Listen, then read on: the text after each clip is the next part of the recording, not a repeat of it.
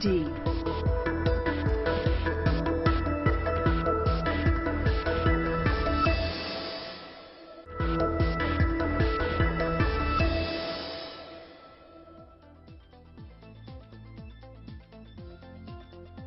Welcome back. Imagine waking up to a view like that every day. Now that's something I could get used to. And I'm not alone, as more and more Singaporeans are choosing to live in the CBD. Jonathan Pierce takes a look at luxury living in the city. Luxury apartments, panoramic views, and walking distance to the city centre. Living in the CBD is a dream for many Singaporeans. And experts say that more and more are fulfilling this desire. In 2018, there were about 456 units that were transacted in the CBD area, and this accounted for about 15% of the total number of units sold in the core central region. So there's about 15% sales. And notable projects, the popular projects in the areas which found buyers are Marina One, Wallich Residence, the Icon, the Sale at Marina Bay, and Sky Suites at Anson. So these were the top 5 selling projects. In terms of buying, who are the buyers?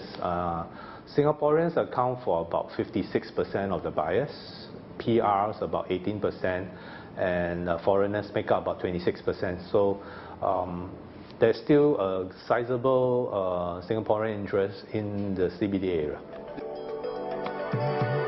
Of course, such luxury living doesn't come cheap. A 3-bedroom unit at South Beach Residences would cost you $6.4 million. Meanwhile, over at Wallich Residence, a 3-bedroom unit would cost around $4 million. Despite the heavy price tags, the occupancy rate for residences in the CBD has gone up.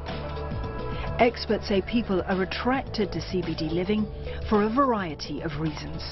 People who want to spend a bit less time traveling to work will enjoy living in the CBD because you can either walk or just 1 or 2 MRT stops away from where you are living. And actually the CBD also is where it is very rich in culture and heritage. So some of the oldest buildings in Singapore are actually located in the CBD.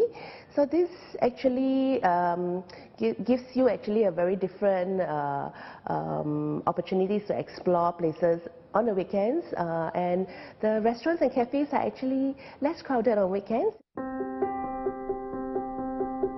Guoco Land is the developer of Wallich Residence, which sits atop Guoco Tower and is currently Singapore's tallest building. Guoco says that their tenants are a mix of locals and foreigners, but they both have one thing in common.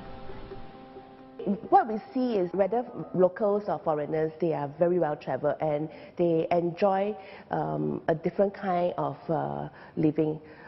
We say this is a new way of living because you want to be amidst the buzz of what's going on, you know, but yet enjoy the privacy and exclusiveness of living in the tallest building in Singapore, which is situated right in the middle of CBD.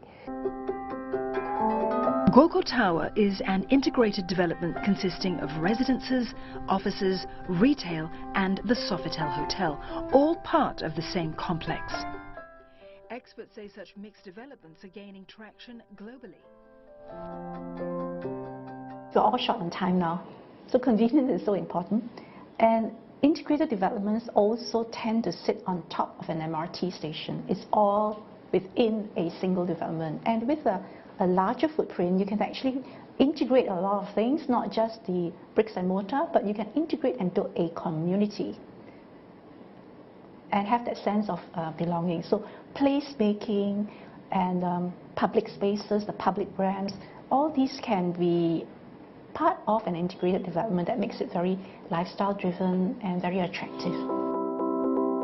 Experts say this lifestyle-driven approach has led to the revitalization of the CBD, which used to be very quiet after work hours and on weekends.